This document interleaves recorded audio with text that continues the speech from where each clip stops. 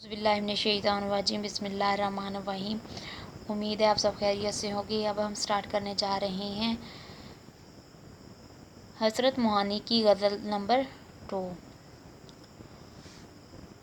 रस्म जफ़ा कामयाब देखिए कब तक रहे, हुब्बे वतन मस्ते ख्वाब देखिए कब तक रहे। ये तारीख पर लिखी हुई गज़ल है, जिसके बारे में हम तफसील से बयान करेंगे। रस्म जफ़ा कहते हैं जुल्म सितम, हुब्बे वतन यानी कि वतन की मोहब्बत, मस्त ख्वाब नींद में मस्त, नींद में महव। देखिए अंग्रेज़ों के जबर और जुल्म सितम कब तक जारी रहते हैं और कब तक अहले वतन में हुब्बुल वतनी का जज्बा मस्त ख्वाब रहता है। हज़रत मोहानी आज़ादी पसंद सरकार के सख्त मुखालिफ, एक शोला बयां मुकर्रर आज़ादी के रूह रमा और पाबंद सलासल भी रहे हैं। तशरीह तलब शेर में शायर अंग्रेज़ों के जुल्म सितम के बारे में बताते हैं। सात समंदर पार से आने वाली ये गासिब कौम बरसगीर के लोगों, बिलखुसूस मुसलमानों के मसाइब व तकलीफ से यकसर बेनियाज वाक़या हुई है।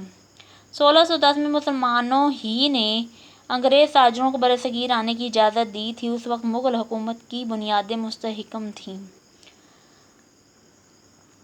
लोगों ने हाथ पांव मारना शुरू किए तो मुग़ल हुक्मरानों को एहसास हुआ कि ताजर का लबादा ओढ़ कर आने वाली ये कौम गासिब थी।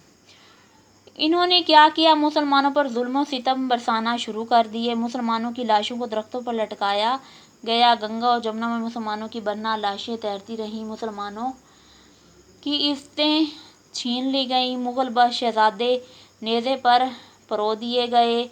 बहादुर शाह ज़फ़र को जिला वतन कर दिया गया और इसके अलावा बहुत से जुल्म सितम बर्पा किए। शायर कहता है कि मुसलमानों में एक तबका गद्दारों का भी था जो अंग्रेज़ों की ग़ुलामी के लिए हरदम तैयार रहता था। दूसरा तबका खामोश लोगों का है जो अंग्रेज़ों के मज़ालिम देख कर चुप साधे बैठे हैं, गोया उन्होंने भी अंग्रेज़ों की ग़ुलामी कबूल कर ली है। तीसरा तबका वतन से मोहब्बत करने वालों का है, ताहम वतन से मोहब्बत करने वालों का अंजाम देख कर अक्सर मुहिब्बे वतन भी खामोश हो गए हैं और बाज़ों ने फ़िरंगी रंग अलपना शुरू कर दिए हैं। शायर कहता है कि कब तक मोहब्बत वतन मुहिब्बे वतन ख्वाब में मस्त रहेंगे, कब तक ये लोग अंग्रेज़ों के मज़ालिम बर्दाश्त करेंगे, कब तक खामोश बैठे रहेंगे, कब तक सरकार के ख़िलाफ़ बगावत नहीं करेंगे, कब तक ये लोग ख्वाब गफलत से बेदार होंगे। जब तक ये लोग खुद फ़िरंगियों को कहीं मार न भगाएंगे, इस वक्त तक इनसे छुटकारा पाना मुश्किल है। दिल पे रहा मुद्दतों ग़ल्बा यासो हरास, कब्ज़ा हज़्म हजाब देखिए कब तक रहे। मुद्दतों कहते हैं बहुत अरसे तक, ग़ल्बा कब्ज़ा, यास नाउमीदी, शदीद मायूसी, हरास डर खौफ, हज़म कहते हैं एहतियात, हिजाब कहते हैं शर्मो हया झिझक। पहले तो मुसलमानों के दिलों पर मुद्दत तक नाउमीदी और खौफ का गलबा रहा और अब शर्म और एहतियात गालिब आ चुकी है। देखिए ये कब तक रहती है। बरसगीर में आकर अंग्रेज़ों ने मुसलमानों को कुचलने में कोई कसर उठा न रखी थी, लेकिन हज़रत के तशरीह तलब शेर के नुक्ता नज़र को ज़रा वसी तनाज़र में परखा जाए तो ये शेर हिंदुस्तानी मुसलमानों की बजाय तमाम मुस्लिम कौम की हालत का भी गमाज़ हो सकता है। बरसगीर में 1857 की जंग आज़ादी के बाद मुसलमानों के सितारे गर्दिश में आ गए। दिल्ली से मुसलमान जिला वतन कर दिए गए, मुसलमानों के अमलाक ज़ब्त कर लिए गए, सरकारी मुलाजमतों से उन्हें फारिग कर दिया गया, आला ओहदे उनसे छीन लिए गए। चुनाचे इन हालात में मुसलमान खुलकर मुकम्मल तौर पर मायूस और नाउमीद हो गए थे। जब कोई कौम या शख्स मायूसी या नाउमीद या मायूस हो जाए तो गोया वो अपनी मौत को खुद आवाज़ देता है। ये वो अनासर हैं जो कौम को मुर्दा कर देते हैं। बहर सूरत इन तमाम वाक़यात को देखकर मुसलमान خوف زدہ ہو گئے کہ اگر اس طرح کا ان کے ساتھ اتصال ہوتا رہا تو مستقبل میں ان کا وجود ہی خطرے میں پڑ جائے گا۔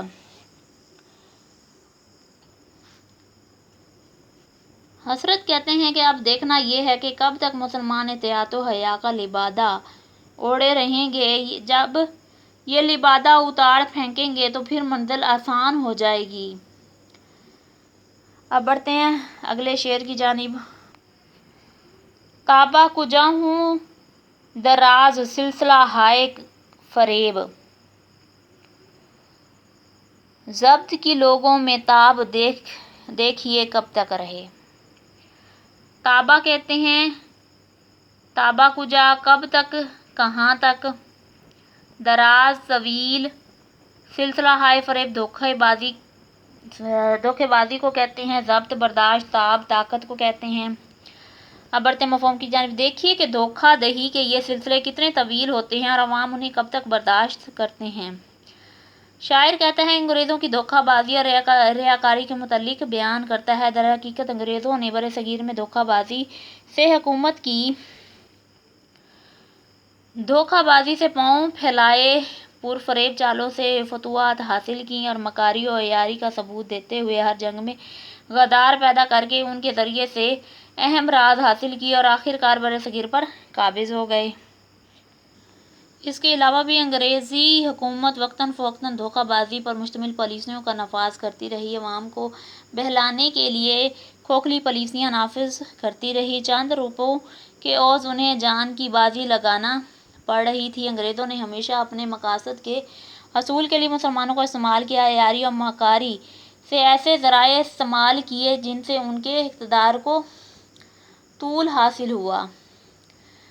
دیکھیے لوگوں میں کب تک یہ ظلم و ستم برداشت کرنے کی ہمت رہتی ہے اور کب تک لوگ اس جفاکاری کے خلاف آواز اٹھاتے ہیں۔ دراصل وہ علی العلان لوگوں کو انگریزوں کے خلاف بغاوت پر اکسا رہے ہیں۔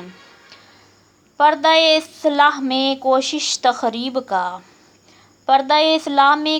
تخریب کا خلق خدا پر عذاب دیکھیے کب تک رہے۔ پردہ اصلاح میں یعنی درستی کی آڑ میں، کوشش تخریب خراب کرنے کی کوشش، بگاڑ پیدا کرنے کی کوشش، اصلاح کی آڑ میں برباد کرنے کی کوشش دیکھیں کب تک رہتی ہے اور مخلوق الہی پر یہ عذاب کب تک جاری و ساری رہتا ہے۔ زیر تشریح شعر میں شاعر نے انگریز حکومت پر تنقید کی ہے۔ شاعر نے انگریزوں کی نافذ کردہ اصلاحات کے متعلق اپنی مبنی بر حقیقت آراء بیان کی ہیں۔ اصلیت میں یہ اصلاحات نہیں بلکہ تخریب کاری کا ایک طویل سلسلہ ہے جو ہنوز جاری ہے۔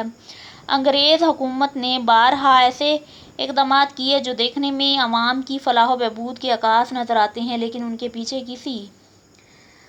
پیچھے بھی انگریزوں کی معاشی و سیاسی فوائد پوشیدہ رہے ہیں۔ نظام تعلیم ہی کی مثال لے لیجیے۔ پہلے انگریزوں نے اس پر کوئی توجہ نہ دی، لیکن جب کمپنی کو انگلستان سے مہنگی تنخواہ پر ملازم بلانے پڑے تو پھر انہوں نے ایک خاص نصاب کے مطابق ہندوستانی لوگوں کو تعلیم دی تاکہ کلرک اور انگریزوں کے نمک خوار پیدا ہو سکیں، یعنی کہ وفادار پیدا ہو سکیں۔ اس نظام تعلیم کا بنیادی ڈھانچہ ایک تنگ نظر اور متعصب انگریز لارڈ میکالے نے وضع کیا تھا۔ دوسرے مصرعے میں شاعر نے انگریزوں کو عوام پر عذاب قرار دیا ہے۔ یاد رہے علماء کے ایک طبقے کا یہ موقف تھا کہ انگریز ہندوستانی عوام کے کرداروں کی سزا ہے، عیش و نشاط اور بدعمالیوں کے نتیجے میں عذاب کے طور پر انگریز قوم ان پر مسلط کی گئی ہے۔ شاعر کہتا ہے کہ دیکھیے تخریب کاریوں کا یہ سلسلہ کب تک جاری و ساری رہتا ہے۔ حسرت آزاد پر جور و غلامان وقت، از رہ بغض و تاب دیکھیے کب تک رہے۔ جور کہتے ہیں ظلم و ستم کو، غلامان وقت ابن الوقت موقع پرست لوگ، از رہ بغض و تاب کینہ و دشمنی کے طور پر دیکھیے آزادی پسند حسرت پر ابن الوقت طرز کے لوگ کب تک کینہ و دشمنی کے طور پر ظلم و ستم روا رکھتے ہیں۔ اس شعر میں شاعر کیا بیان کرتے ہیں کہ حسرت نے اپنے آپ کو آزادی پسند قرار دیا ہے۔ یہ بات فقط ان کی زبانی نہیں بلکہ کردار کی سطح پر رکھی گئی ہے کہ وہ واقعی آزادی پسند تھے۔ کئی مرتبہ انہیں جیل میں بھی جانا پڑا لیکن وہ حق پر ڈٹے رہے۔ بعض دفعہ تو ایسا ہوا کہ جلسے میں تقریر کر رہے تھے تو دوران تقریر پکڑ کر جیل میں ڈال دیے گئے، لیکن استقلال اور ثابت قدمی دیکھیے کہ سزا پوری کرنے کے بعد بھی لوگوں کو اسی جلسہ گاہ میں اکٹھا کیا اور کہنے لگے، ہاں تو اس دن کیا کہہ رہا تھا۔ وہ اپنے آپ کو آزادی کا دلدارہ قرار دیتے تھے اور لوگوں کو علی الاعلان آزادی کی ترغیب دیتے تھے۔ شاعر کہتا ہے کہ میں تمام مصائب حوصلہ مندی سے برداشت کرتا ہوں، بقول حسرت ہے مشق سخن جاری چکی کی مشقت بھی، ہے مشق سخن جاری چکی کی مشقت بھی، ایک طرفہ تماشا ہے حسرت کی طبیعت بھی۔ لیکن یہ شاعر کہتا ہے ہمارے معاشرے میں بعض ابن الوقت قسم کے لوگ بھی موجود ہیں جو اجتماعی فائدے کی بجائے اپنے ہی فائدے کو مد نظر رکھتے ہیں اور جی حضوری کی طرح انگریزوں کے ہر طرح کے غلط قدم میں ان کا ساتھ دیتے ہیں۔ حکومت کو خوش کرنے کے لیے یہ لوگ آزادی پسندوں سے ٹکر لیتے ہیں۔ دوران قید انہی خوشامدیوں نے حسرت پر پتھراؤ بھی کیا تاکہ حکومت خوش ہو۔ شاعر نے انہی لوگوں کے متعلق بیان کیا ہے کہ آزادی انہیں خود تو پسند نہیں، غلام طبیعت کے مالک ہیں اور غلام رہنے پر توقع رکھتے ہیں، چنانچہ مجھے اپنی طبیعت کے برخلاف پا کر یہ لوگ بغض کا شکار ہو جاتے ہیں اور کینہ دشمنی کے طور پر مجھ پر ظلم و ستم کرتے ہیں۔ شاعر کہتا ہے کہ اب دیکھنا یہ ہے کہ مجھ پر ابن الوقت کا ظلم کب تک جاری و ساری رہتا ہے۔ اب بڑھتے ہیں مشق کی جانب۔ دونوں غزلوں میں ردیف کی نشاندہی کریں۔ ہر غزل کے مطلع کے دونوں مصرعوں کے آخر میں اور پھر ہر شعر کے دوسرے مصرعے کے آخر میں ردیف استعمال ہوتی ہے۔ دونوں غزلوں میں کون کون سے قافیے استعمال ہوئے ہیں؟ کامیاب، خواب، حجاب، تاب، عذاب اور عتاب قافیے ہیں جو دونوں غزلوں میں استعمال ہوئے ہیں۔ درج ذیل اشعار میں اصطلاحی مفہوم کو مد نظر رکھتے ہوئے درست اصطلاح پر ٹک کا نشان لگائیں۔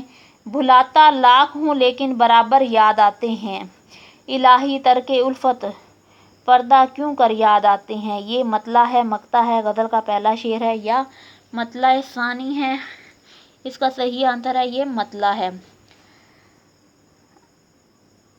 الہی رسم جفا کامیاب دیکھیے کب تک رہے میں دیکھیے کب تک رہے ہے مطلع، مقطع، قافیہ، ردیف۔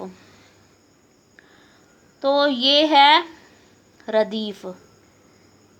مندرجہ ذیل الفاظ کو جملوں میں استعمال کریں۔ خواب، علامہ اقبال نے آزاد مسلم ریاست کا خواب دیکھا۔ حجاب، عورتوں کا حجاب کرنا اسلام میں لازم ہے۔ خبر، یہ آج کی تازہ خبر ہے۔ جفا، عاشق کے لیے محبوب کی جفا بھی نعمت ہوتی ہے۔ آگے ہے حب، والدین کی حب سب سے بڑھ کر ہوتی ہے۔ یہیں پر ہماری غزل کا اختتام ہوتا ہے اور اسی کے ساتھ ہی ہمیں اجازت دیجیے۔